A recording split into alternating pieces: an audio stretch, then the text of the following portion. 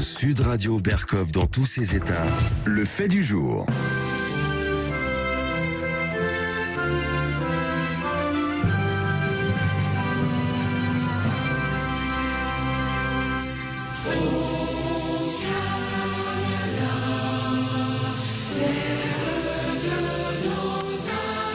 Et oui, c'est l'hymne canadien au Canada, les montagnes, etc. Mais que se passe-t-il au Canada en général et chez nos amis québécois en particulier, et aussi aux États-Unis? Mais là, on vient de vous dire, des dizaines de milliers de camions, de routiers convergent vers la capitale du Canada.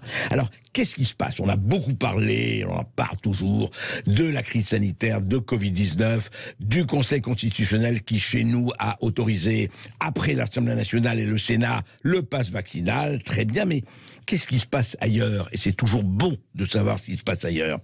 Olivier de Sénaillac, bonjour. Bonjour. Bonjour, vous êtes ex-directeur général de la Fondation des droits et libertés du peuple au Québec. Vous avez vécu très longtemps au Québec, très longtemps aux États-Unis, et vous partagez entre ces deux pays. Vous êtes en ce moment à Paris, on est heureux de vous accueillir. Mais alors, on voudrait comprendre d'abord qu'est-ce qui se passe au Canada. Qu'est-ce que c'est que cette espèce de concentration? Mais au-delà de la concentration, puisqu'ils protestent contre la politique de Justin Trudeau, qu'est-ce qui s'est passé de ce point de vue depuis 2 ans? Alors, il faut déjà expliquer au départ qu'au Canada, la santé publique est gérée par les provinces. Chaque province est indépendante les unes des autres pour la gestion de la santé publique. Le Québec, qui est une des plus grandes provinces, a les mesures sanitaires les plus strictes. Là, c'est le convoi de truckers dont on parle, oui, est initié par le fait qu'ils avaient une exemption de vaccination pour rentrer aux États-Unis et vice-versa des États-Unis. Il y avait une exemption de vaccination. Il y avait une exemption parce qu'ils étaient considérés comme travailleurs essentiels. Or, le gouvernement américain, Biden comme Trudeau, ont décidé de faire sauter cette exemption à partir depuis le 15 janvier, ce qui a déclenché la furie et la colère des truckers, et c'est des deux côtés de la frontière, puisque si les truckers américains ne sont pas complètement vaccinés, ils ne peuvent plus entrer sur le territoire canadien, vice-versa pour les Canadiens, et les Canadiens qui sont aux États-Unis, qui veulent rentrer au Canada, sans vaccination, doivent faire une quarantaine de 14 jours. Je vous laisse imaginer ce que ça représente, 14 jours de quarantaine, alors que c'est un service essentiel, c'est ce qui alimente les magasins, les livraisons, etc. Et oui, c'est énorme. Alors, Olivier de Sénaillac vous a dit qu'au Québec, puisque effectivement les provinces sont indépendantes en matière sanitaire, les mesures ont été très strictes. Pouvez-vous nous préciser en quel sens ça a été très strict? Au niveau du Québec, on est une des provinces, je pense au monde, qui a eu les mesures les plus drastiques. Il faut savoir que on est actuellement, encore aujourd'hui, au mois de janvier 2022, avec les restrictions les plus sévères. Le couvre-feu a été réinstauré le 30 décembre. Le couvre-feu a été réinstauré. Il faut quand même savoir qu'au Québec, on est le seul endroit au monde où le 30 décembre, ils ont instauré un couvre-feu la veille de la nouvelle année, sous prétexte de la Covid, alors qu'à ce moment-là, nous avions 150 personnes aux soins intensifs pour une population de 8,5 millions d'individus, ce qui est juste invraisemblable. Il faut savoir que les restaurants sont fermés, les commerces sont fermés. Aujourd'hui, les salles de sport sont fermées. Enfin bref, en gros, tout est arrêté. Ils ont mis en place un passeport vaccinal. Nous, au Québec, on a un passeport vaccinal depuis le départ. En France, ils avaient mis un passeport sanitaire. Au Québec, c'est un passeport vaccinal. Depuis le départ, il n'y a jamais eu de passeport sanitaire, il n'y a jamais eu d'histoire de test, de pas de test. C'est un passeport vaccinal. Là, ils l'ont même étendu à la SAQ, c'est-à-dire aux vendeurs d'alcool, ce qui n'était pas le cas. Ouais. En gros, ils font exactement la même politique que la France, c'est-à-dire qu'ils ont décidé de s'en prendre aux non-vaccinés. Il faut savoir que le Québec est un des endroits au monde le plus vacciné, selon les chiffres. Je vais préciser selon les chiffres du gouvernement, évidemment. Oui. On parle de 92% de la population vaccinée, ce qui représente environ, il reste environ 500 000, on va considérer qu'il reste 500 000 personnes non vaccinées. Et ils disent que ce sont ces 500 000 personnes, bien évidemment, qui posent tous les problèmes. Qui empoisonnent la population. On empoisonne tout le monde, ce qui est complètement absurde en termes de chiffres. Et l'autre chose importante qu'il faut que vous sachiez, là-bas, on vaccine les enfants de 5 à 11 ans depuis plus de 2 mois. Et il faut savoir que là-bas, plus de 55% des enfants sont déjà vaccinés. Et ils insistent là-dessus, faire vacciner, vacciner, vacciner. Il n'y a pas d'obligation à ce niveau-là. Hier, il y a eu une conférence de presse où ils voulaient annoncer, ils ont fait peur toute la journée par l'intermédiaire de la presse, qu'ils allaient rendre la vaccination obligatoire.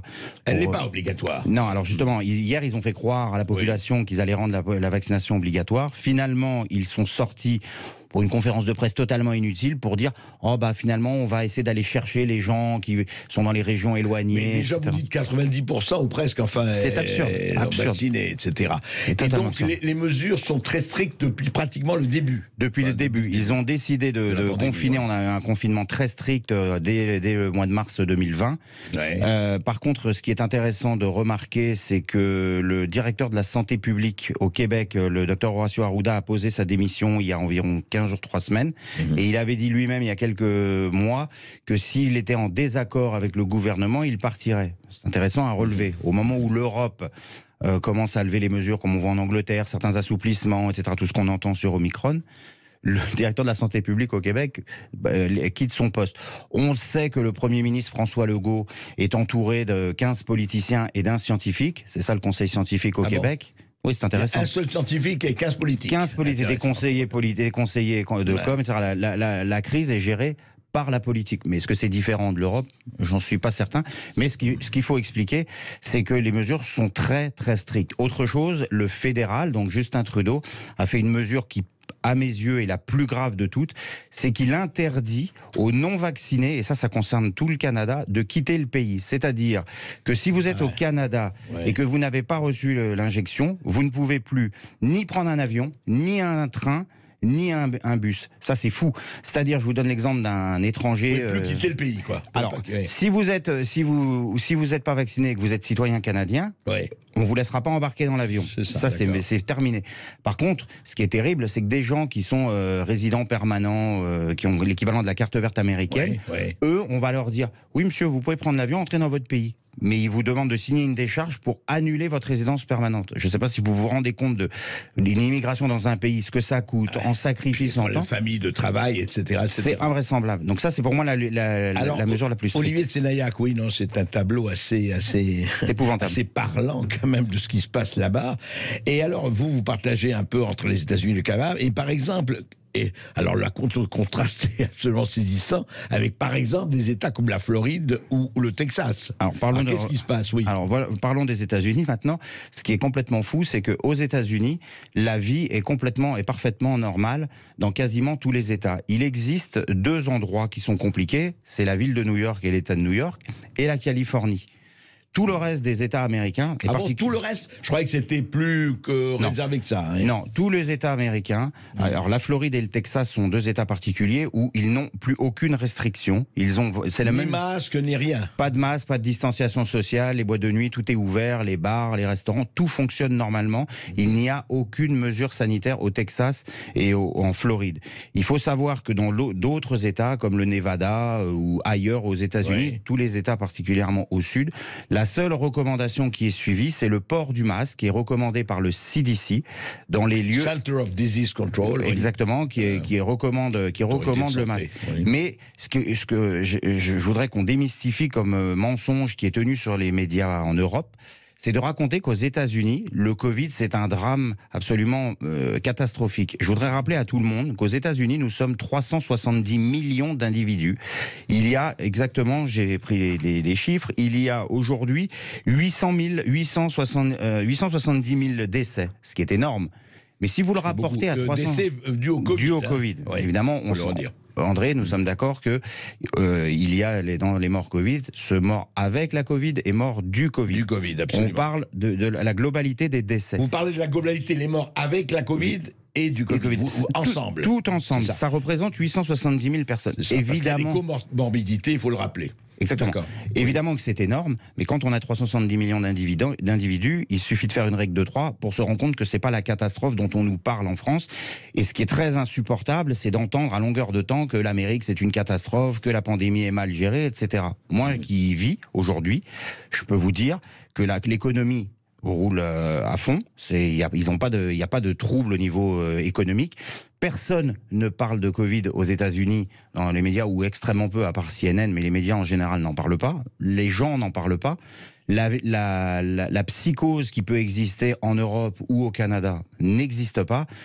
On n'a pas l'impression, moi je viens de passer un peu de temps en Floride, je peux vous dire qu'en étant là-bas, mais alors dites-moi, très franchement, Olivier de Sénaillac, les hôpitaux, oui, mais est-ce que les hôpitaux ne sont pas remplis? Est-ce que ça n'a pas explosé, les cas graves ou les en Floride? Ils ont eu des pics, on voit les courbes, ils ont eu des vagues, des vagues successives, mais le système hospitalier américain a très bien encaissé le coup. C'est pour ça qu'ils n'ont à aucun moment bloqué, lockdown le pays, jamais, puisque tous les hôpitaux là-bas encaissent sans problème les malades. Donc ils vivent, ce qu'on le dit depuis 2 ans. Ils sont pas saturés, quoi. Exactement, il n'y a pas de saturation dans les États. Alors oui, les chiffres sont énormes, mais il faut toujours le ramener à la réalité du nombre de gens.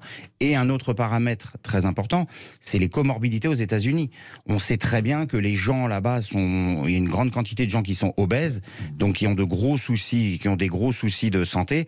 Donc il est évident qu'il y a des morts, qu'il y a des formes graves, mais la gestion est faite de façon totalement différente. Donc quand on vous dit sans arrêt l'Amérique c'est une catastrophe, l'Amérique c'est un mensonge, ce n'est pas vrai. Et ça, il faut le marteler, ce n'est pas vrai. La gestion de la crise est bien mieux gérée là-bas. Alors évidemment, il y a plusieurs choses qui l'expliquent. D'abord la Constitution américaine, qui te protège, puisque chaque État est indépendant. Liberté d'expression, premier amendement. Et chaque État est indépendant. Chaque État est indépendant. Ils ont les armes, ne l'oubliez pas. Ouais. Rappelez-vous les images de avril-mai 2020, où lors des annonces de lockdown, les gens dans les États sont rentrés dans les... ce qu'on appelle lockdown. Les lockdowns, pardon, c'est les confinements. Ouais. Les gens sont rentrés dans les capitoles avec les armes. Donc je peux vous dire que les politiciens, ils réfléchissent à 2 fois avant de prendre des mesures comme elles sont en France ou comme elles peuvent être au Canada, etc. Donc c'est ça qui les protège. Et les Américains ont quelque chose qu'ils chérissent le plus au monde, c'est la liberté. Pour eux, c'est la première valeur et la chose la plus importante. Et il y a un dernier point important aux États-Unis qui est intéressant, c'est que toutes les procédures judiciaires qui sont faites contre les mesures anti-Covid obtiennent des gains devant les tribunaux. Ce qui est l'opposé au Canada, où il n'y a, à travers le Canada, aucune victoire en cours.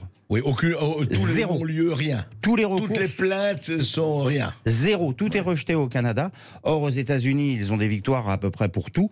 D'ailleurs, la plus grande dont vous avez parlé en Europe, c'est la Cour suprême qui a cassé le mandat de vaccination, l'obligation vaccinale que Biden voulait mettre en place.